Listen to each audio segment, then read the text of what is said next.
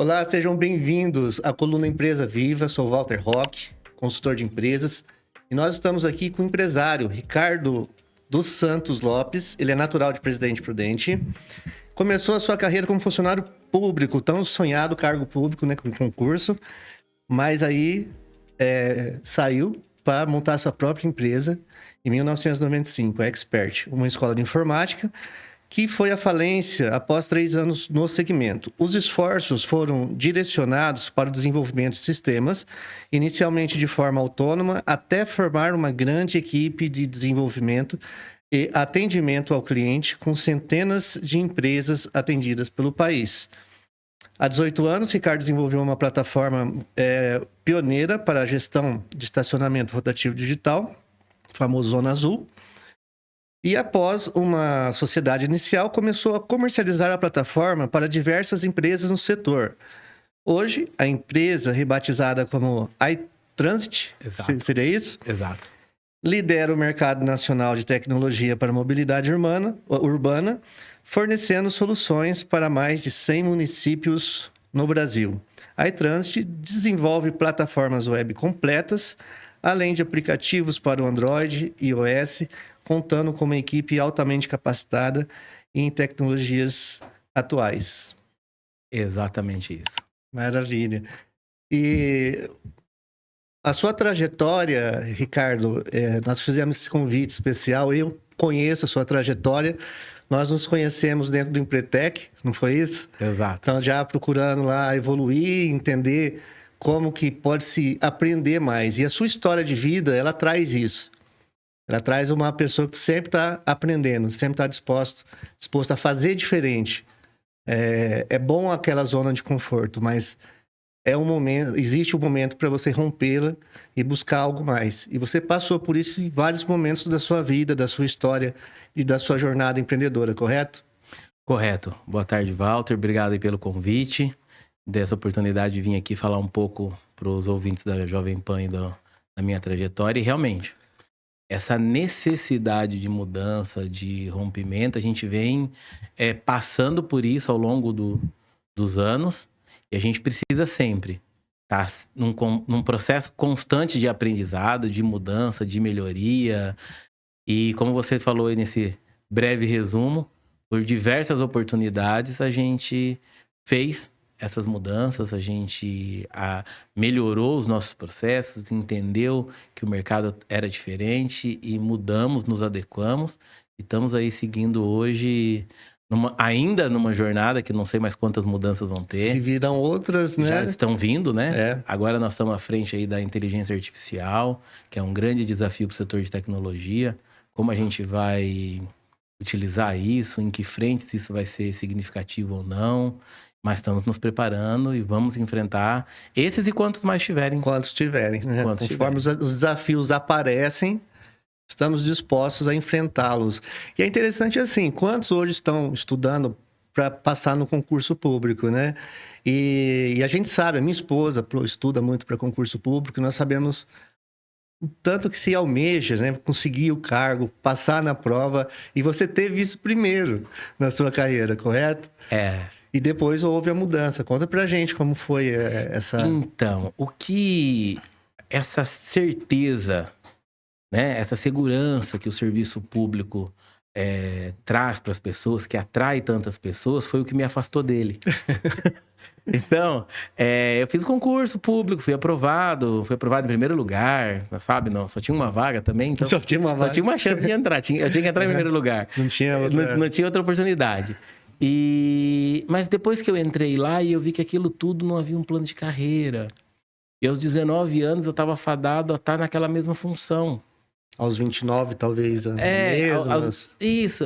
Quando eu entrei aos 19 anos, eu olhei aquilo e falei, nossa, é muito seguro, é muito certo, mas é seguro demais, não muda. Isso não vai mudar. Então, eu entendi naquele momento que a hora de empreender, a hora de ser desafiado era aquela. Eu precisaria ter coragem, romper com aquilo, montei lá a minha escola de informática. Sim. Né? Contratei professores, comprei computadores com os recursos que tinha e com os que não tinha. E foi uma ideia que deu certo por um breve período. E graças a Deus deu errado. Eu digo graças a Deus porque eu aprendi muito. E eu tive a oportunidade de aprender muito cedo. Isso foi muito bom. Porque as pessoas às vezes têm um certo medo. Falam, nossa, mas quebrar uma empresa é algo... Às vezes é algo bom. Às vezes é algo bom. Não é desejável. Não é né? desejável. Ninguém vai desejar isso, mas todos que passaram hoje estão melhores devido a essa experiência, né? Eu acho que toda experiência, mesmo a experiência que naturalmente é negativa, se você souber encarar aquele desafio, você tem uma grande oportunidade de crescer. No meu caso específico, foi bom, porque eu era muito novo, tinha muita energia, ainda tenho, ainda não tô velho não, tô longe do final dessa jornada aí. Mas me impulsionou bastante. Então eu saí do cargo público, porque eu achava que era a hora de eu tentar ter a minha empresa, ter o meu negócio. Apostei nisso. Infelizmente a primeira aposta não foi uma aposta bem sucedida, mas não vou dizer que eu não me abati. Claro que sim, mas eu não me entreguei. Exato. Eu não me entreguei. Eu falei, vamos seguir, vamos continuar. O que nós temos para fazer? Desenvolver sistemas. Vamos desenvolver, vamos aprender, vamos evoluir nesse nicho de mercado. E é uma análise muito simples, né? Eu olhei e falei assim, onde que estão as maiores empresas do mundo? As maiores empresas do mundo trabalham com tecnologia. Uhum. E a tecnologia dá uma oportunidade de empreender sem ter muitos recursos.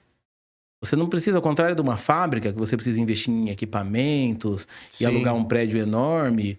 Se você tiver um computador... Buscar conhecimento, exercitar esse conhecimento e apresentar ao mercado, você tem uma oportunidade. E foi isso que eu almejei. Falei, vamos lá, nós vamos seguir nesse caminho aí. Isso daí, eu acredito fortemente que vai dar certo. Quando nós nos conhecemos, foi nessa busca, lá no Empretec. Uhum. Falei, então, se a gente... Recomendamos muito, né? Já faz muito tempo que nós fizemos. Eu recomendo fortemente. Eu sempre recomendo o Empretec, que é um divisor de águas mesmo, né? É um programa do Sebrae gratuito. Se eu tiver que dividir, assim, momentos importantes que marcaram a minha trajetória. Quando a minha empresa quebrou, apesar de triste, foi um momento muito importante. Um momento muito positivo, a semana do Empretec. Na época, quando nós fizemos, eram 11 dias. Sim. Foram 11 dias afastados das nossas funções e fazendo o seminário, que eu recomendo fortemente quem tiver oportunidade. Não sei mais se o Sebrae ainda disponibiliza esse seminário aqui em Prudente ou não. Não sei em que pé que isso está. Eu acredito que tenha. Mas... Presidente Prudente, só vou corrigir um detalhe que eu falei que era totalmente gratuito. Há uma taxa que se paga para participar, mas é irrisória, perto do que você recebe de resultado. Se for pagar isso particular, você pagaria valores 20, 30 vezes maior do que o Sebrae cobra hoje. E podemos dar um spoiler, né? Eu posso dizer que no Empretec, na semana do Empretec, eu ganhei de verdade mais dinheiro do que eu ganhava com a minha atividade empresarial naquela época. Foi. E eu lembro... Foi uma rotisserie. Foi. Então, assim, a gente não pode entregar para as pessoas não perderem a experiência. Né? Mas o empreendimento deu certo lá. Foi legal. Então, essa busca de melhorar, essa busca de gradativamente ir evoluindo, foi o que me fez ir lá no Empretec. É o que movimenta a minha empresa hoje. A gente trabalha com tecnologia, desenvolvemos tecnologias para a mobilidade urbana. São desafios constantes. Trabalhamos em grandes centros urbanos, então são grandes desafios. A nossa empresa é líder nesse segmento, então é uma grande responsabilidade, mas é da mesma forma que a gente seguiu lá no começo. É pegar o desafio, é entender onde a gente pode melhorar um pouco ou bastante, dependendo do entendimento que a gente consegue ter daquela situação. Transformar isso numa solução de tecnologia, aplicar e avaliar o resultado. E é uma questão assim de...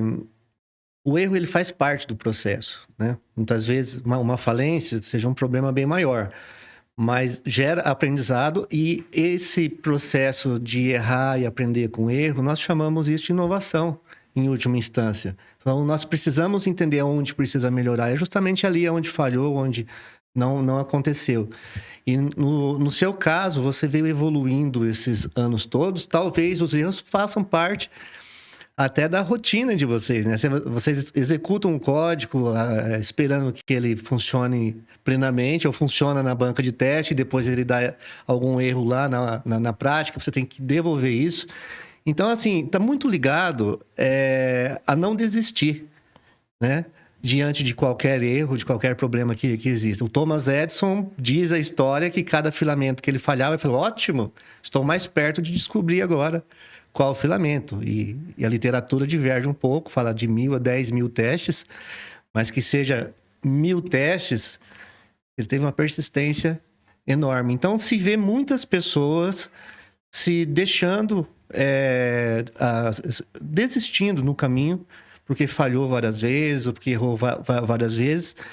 E aqueles que persistem são aqueles que estão hoje podendo contar suas histórias de sucesso, né? A sua empresa hoje é uma empresa reconhecida em nível nacional, né? Você tem o sucesso e pode inspirar aqueles que talvez estejam nesse momento passando pelo que você já passou lá atrás, né? Isso que você descreve, eu às vezes falo em algumas reuniões com os meus colaboradores lá na empresa, com o pessoal que faz parte da minha equipe, né? Então, assim, a gente precisa se inspirar em grandes casos, em grandes sucessos. Então, por exemplo, o Mercado Livre foi criado para ser uma cópia do eBay. Talvez Sim. você, mais próximo da minha idade, você vai lembrar. No começo eram feitos leilões de peças usadas. O Mercado Livre não foi criado para ser uma plataforma de e-commerce. Ele foi criado na Argentina, por argentinos, para ser uma cópia do eBay e não deu certo.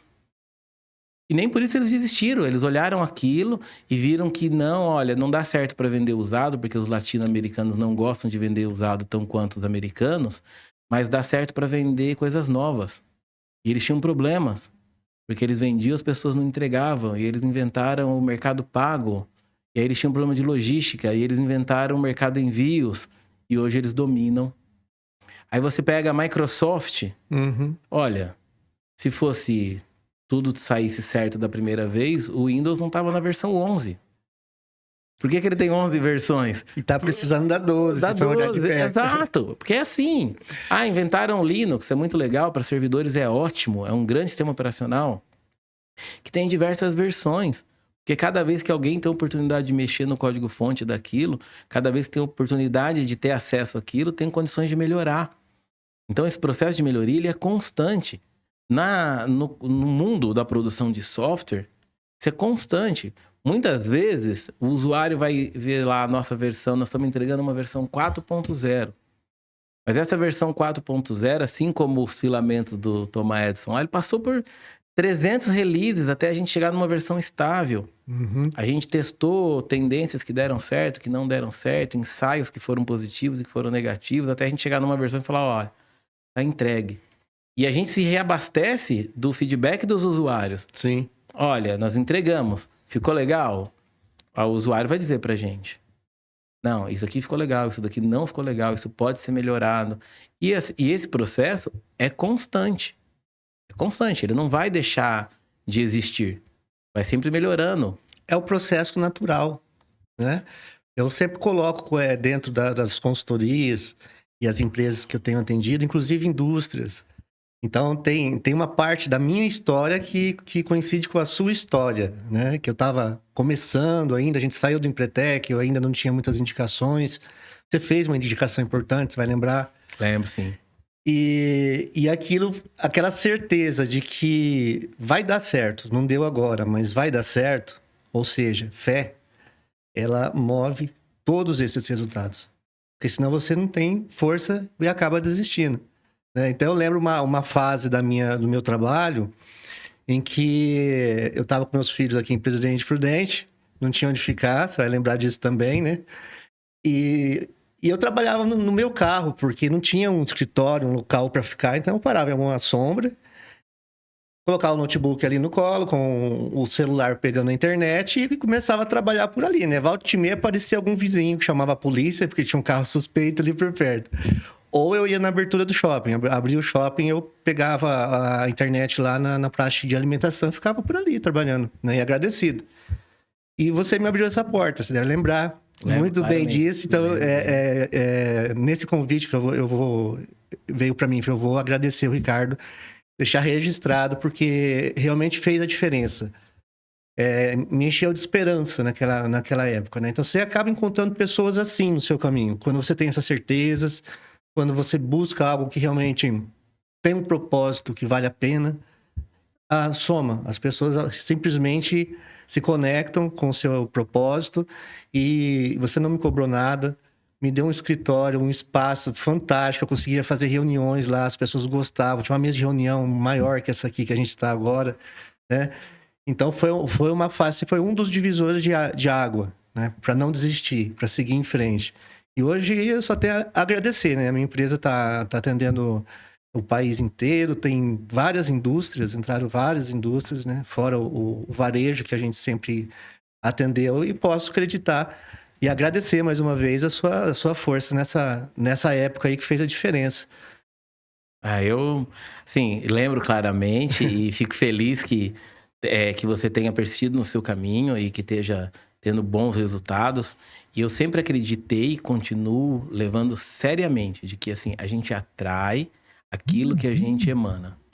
Então, se a pessoa tem um pensamento positivo, se a pessoa tem determinação, se a pessoa tem foco, ela naturalmente vai As providências acontecem, né? Você não sabe exatamente como ela vai criar um círculo de relacionamento de pessoas semelhantes a ela. Até porque a gente se atrai pela semelhança. Pessoa que tem boa vontade, pessoa que tem coragem, pessoa que tem determinação, né? Então, essas pessoas vão se atraindo, vão criando um ambiente favorável, e nesse ambiente favorável, as nossas boas vontades, as nossas ideias prosperam.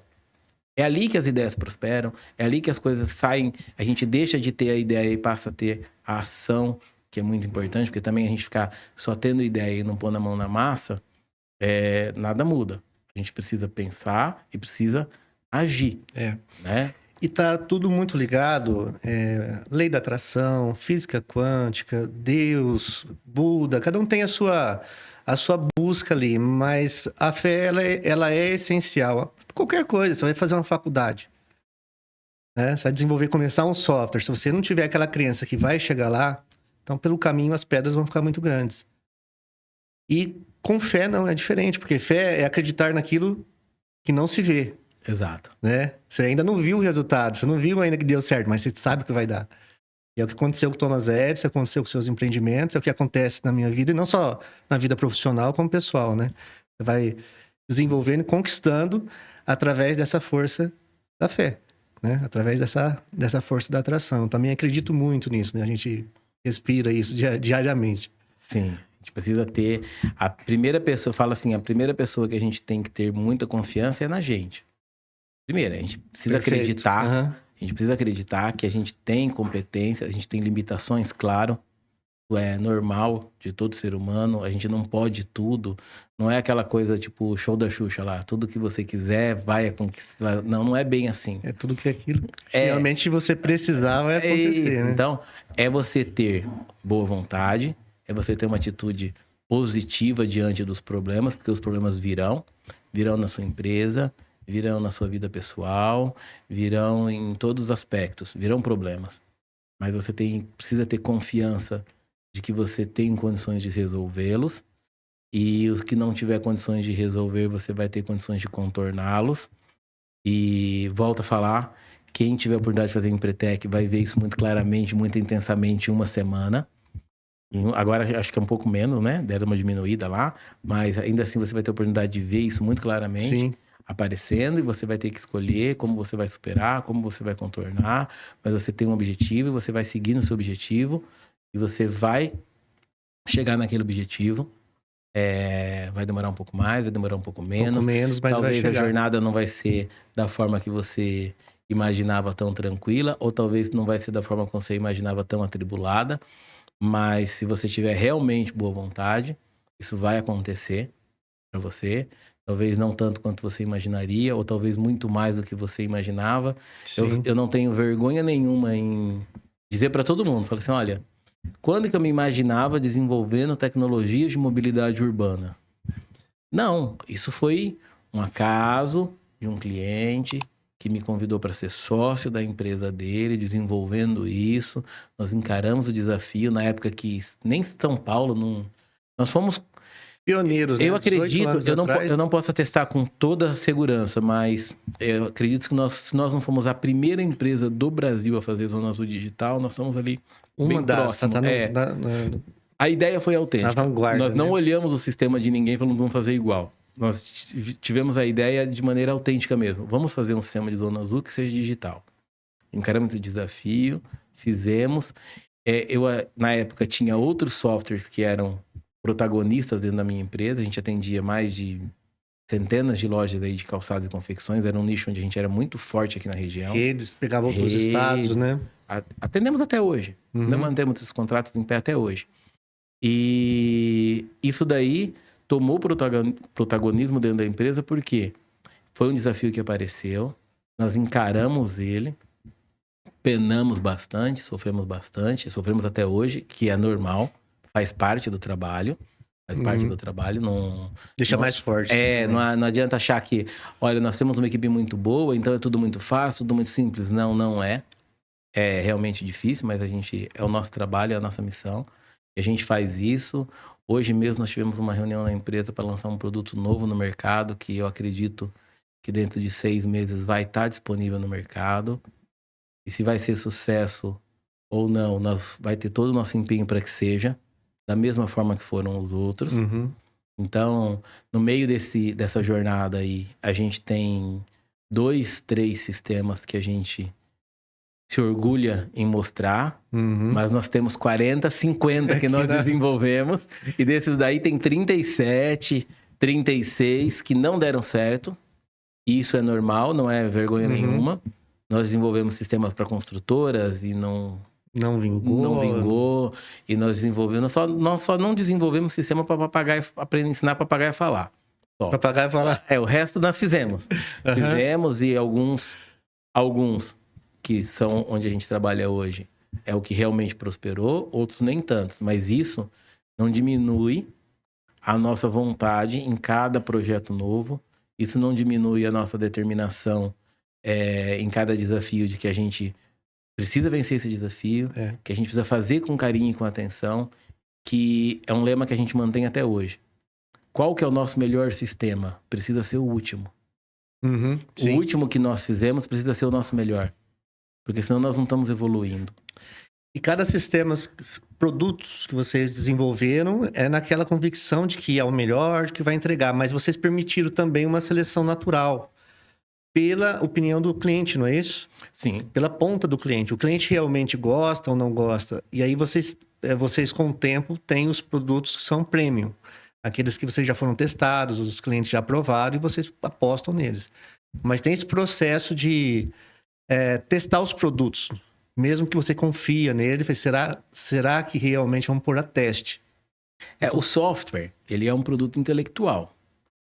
Por definição mesmo. Então, é mais ou menos como um livro. Você escreve o livro e publica.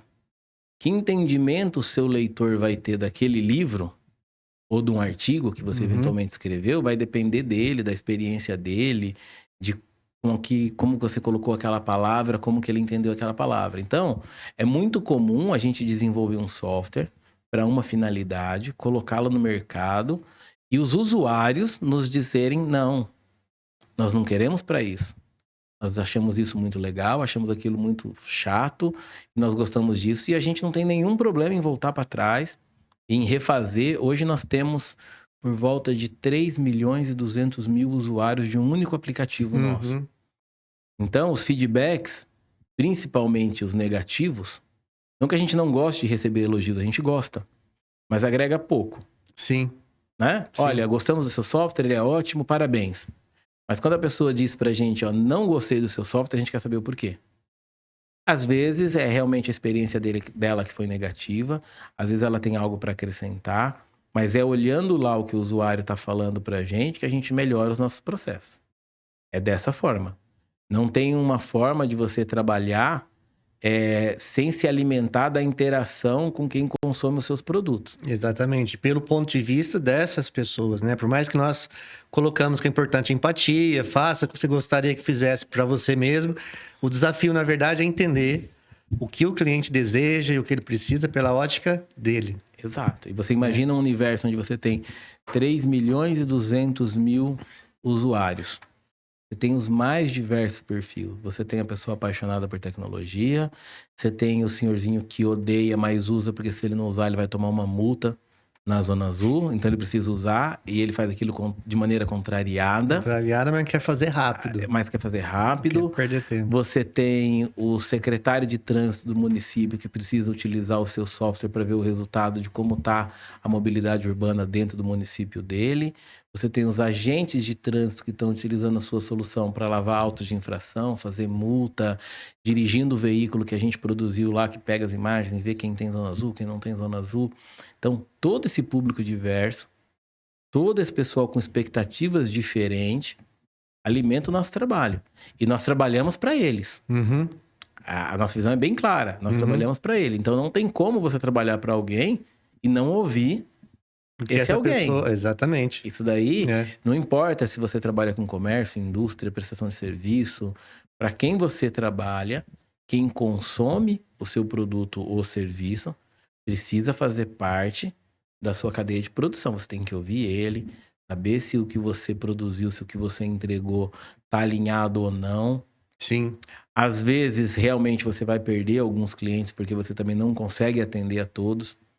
Existe uma máxima em desenvolvimento de sistema que diz o seguinte: faça um software que todo mundo usa e ninguém vai querer usar. O dia que ele servir para todo mundo, o dia que um software só conseguir atender todo mundo, ele não serve para ninguém. Ele não serve para ninguém. Ele não serve para ninguém. Porque sempre existe um nicho para se atender. Exato. Então você vê, por exemplo, até hoje, Linux é de graça. Não paga nada pela licença dele. E ainda assim as pessoas pagam pela licença do Windows porque entendem que usar o Linux no desktop não é uma experiência tão agradável. E tem usuários que são apaixonados por Linux no desktop. Ele preferiria pagar pelo Linux do que ter o Windows de graça. Então não tem uma solução mágica que sirva para todo mundo. De repente uma pessoa que está aí empreendendo, produzindo um salgadinho e vendendo lá na rua. Vou dar um exemplo bem simples para os ouvintes aí acompanhar e tentar entender a minha visão. Ele vende e uma pessoa consome o produto dele, fica feliz e agradece e compra mais. E o outro dá uma mordida e cospe fora. Exatamente. Porque ele não gosta de fritura, porque ele achou que a massa não está tão boa. Isso não invalida o trabalho dele, é só uma visão negativa que houve por conta da experiência daquele usuário, que precisa ser considerada, mas não é aquilo que determina o seu trabalho.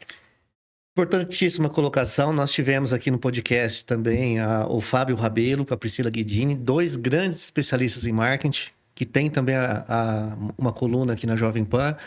E nós falamos muito sobre personas, né? Você precisa das personas porque é onde você colocar seu esforço para desenvolvimento, para marketing, para comunicação. Pode vir pessoas diferentes da persona e você vai atender, mas você não tem como atender todo mundo, né? Eles sempre falam isso. Então só de não fazer o marketing você já está fazendo, pode ser negativo. Tá bem alinhado com o que você colocou agora. Como eu sei que você é um coração mole... Sou. De natureza. Sou. Né? Não só as histórias que conheço, deve ter muito mais por aí, está sempre procurando ajudar. Conta pra gente como soa pra você essa colocação do Milton Friedman. Como que você atualiza ela pra sua realidade, pra sua história? Olha, assim, eu vivi muito bem isso, e você sabe, né? A gente tava conversando disso. Então, assim, formar uma equipe é algo extremamente difícil, porque o empreendedor ele tem aquela visão de que ele sabe fazer, de que ele tem que fazer. Por exemplo, eu não sei mais desenvolver sistema. E já desenvolveu, era só você uma época, né? E nem por isso eu deixo de ser o proprietário de uma empresa de desenvolvimento de sistema. Assim como tem pessoas que têm restaurante e não sabem cozinhar. Eu sei como é feito um software, sei, eu entendo tecnologia, entendo. Se você me der um laptop ou um PC hoje e pedir para eu programar algo, eu sei fazer? Não sei mais. Eu deleguei essas funções e hoje tem a minha equipe que faz isso, tem minha equipe que atende. E se não fosse assim, a gente não conseguiria ter crescido. Só que, falando da frase aí do economista, do Milton. Então, vamos lá. realmente, a gente tende a, em algum momento, misturar as coisas. Uhum. E a gente tende a ser bonzinho demais. E a gente precisa ser pragmático.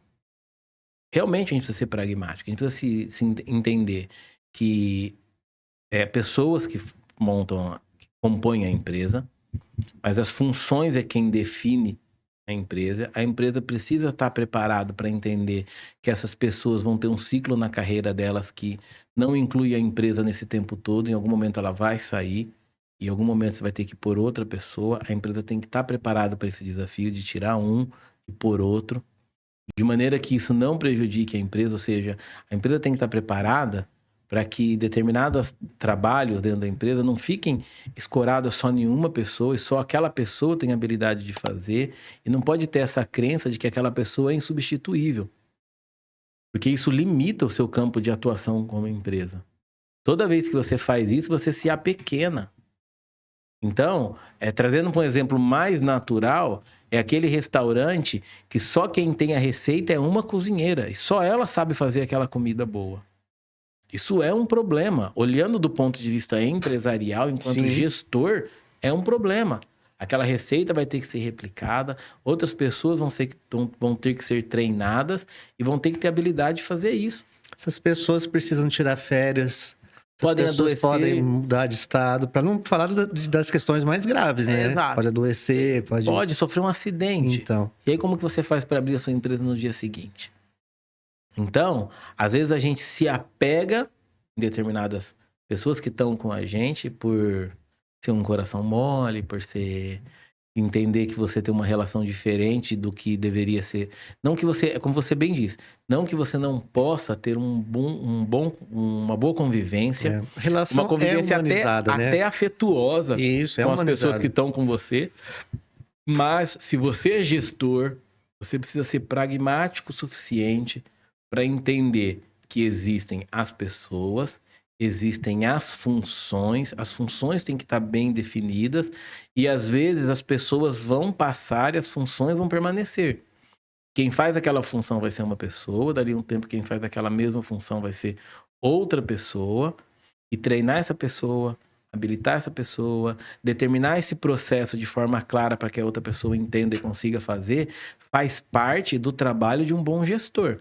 E quando você começa a entender isso, e você coloca isso na sua lista de tarefas, eu tenho que me preparar, que não dá para eu ficar totalmente dependente de determinada pessoa.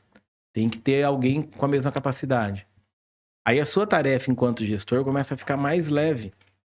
Porque fica tudo um pouco mais organizado. Você cria condições de atender esse fluxo. Porque por mais que você tenha um turnover baixíssimo, que as pessoas entrem, fiquem anos na sua empresa, um dia elas vão sair. Por um motivo ou por outro. As empresas têm objetivos bem definidos, cada uma delas, em relação à necessidade, desejos que elas buscam atender no mercado. E o que faz essa empresa funcionar são essas funções. É que por trás de cada função, ou vai ter algo automatizado, ou vai ter uma pessoa, ou muitas vezes uma pessoa com mais de uma função, ou uma função também com mais de uma pessoa. Então vai ter N situações, mas a empresa funcionando bem quer dizer as funções funcionando bem, né? E aí precisa... O Milton Friedman, ele carrega para isso aí. É que a frase solta parece até desumana. Você falar que não é lugar de caridade. Você precisa de um tratamento humanizado. São pessoas que estão ali. Mas precisam que todos pensem em resultado. Senão, nós teremos problema, porque o concorrente vai adorar se tiver algum problema na empresa de cá, né?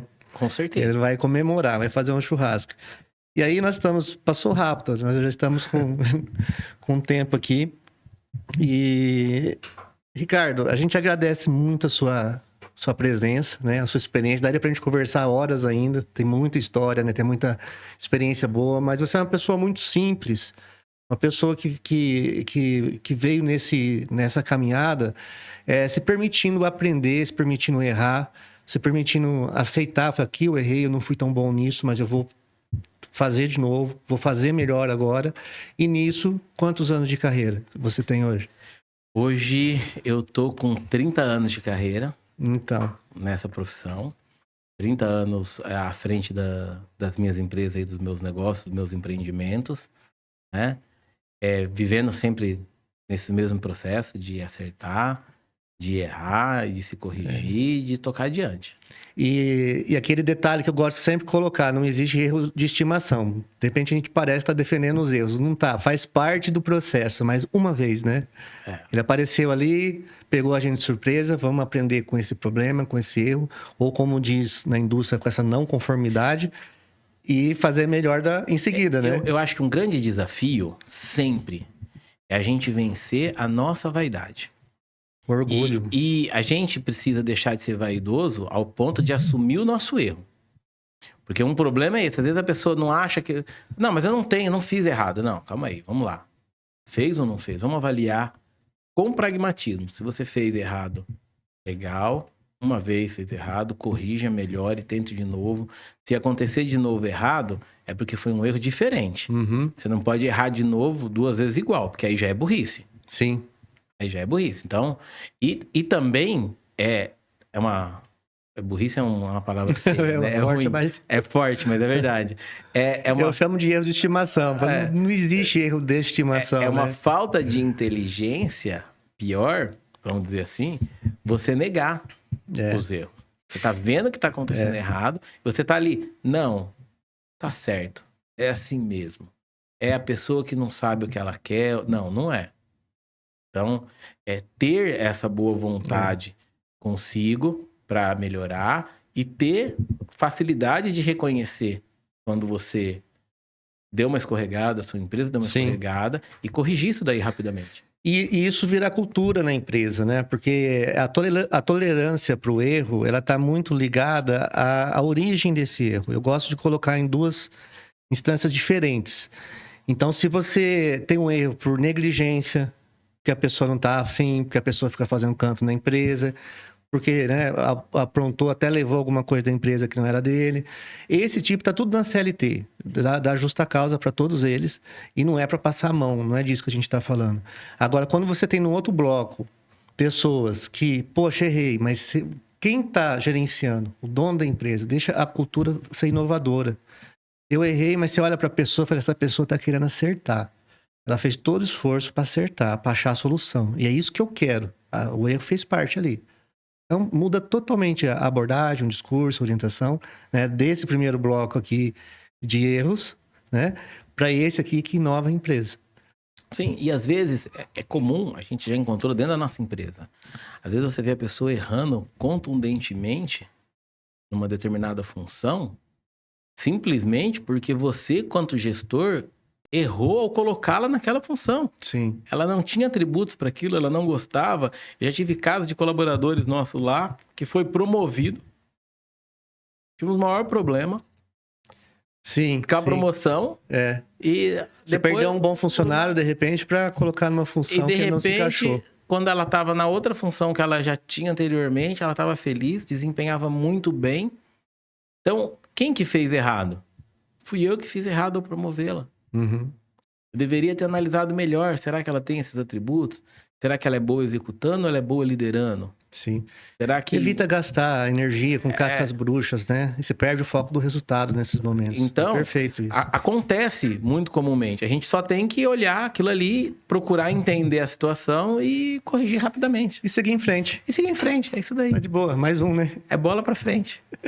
Maravilha, Ricardo. Mais uma vez, muito obrigado. Tá? Se quiser deixar alguma palavra sua de inspiração para quem está ouvindo, de repente passando por um momento de dificuldade, de desânimo, será que vai? Será que eu persisto mais um pouco? Se quiser deixar com suas palavras aí, fica à vontade. É bem simples, vai.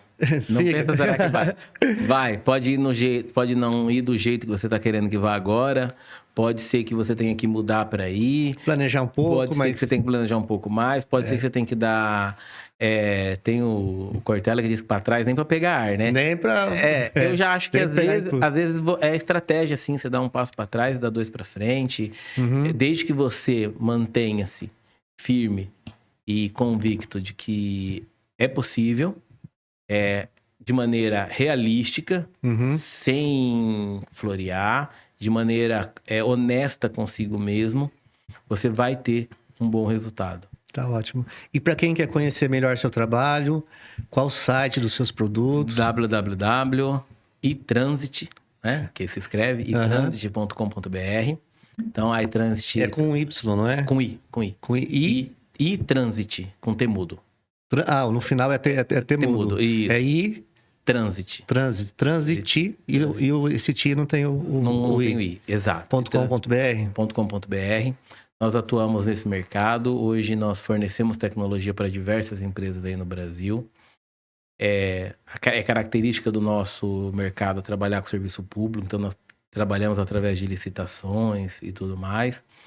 Mas vocês vão encontrar diversos aplicativos com a nossa marca: Pare Fácil, Vaga Azul, Vaga Legal, Smart Rotativo.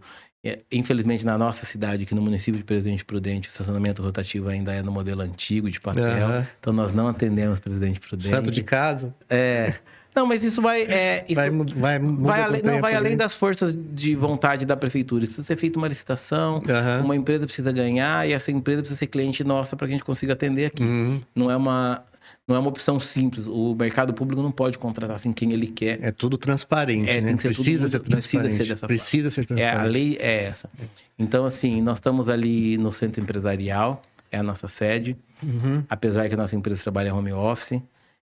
Eu, pessoalmente, ricardo@itransit.com.br é o meu e-mail. Quem quiser bater um papo, falar de tecnologia ou às vezes busca alguma oportunidade, entre em contato lá no meu e-mail. Manda um e-mail lá e a gente bate um papo. E no mais, eu queria agradecer o convite, a oportunidade de vir aqui falar um pouco. Não são muitas experiências que a gente tem, mas a gente espera que de alguma forma aí consiga inspirar um pouco alguém.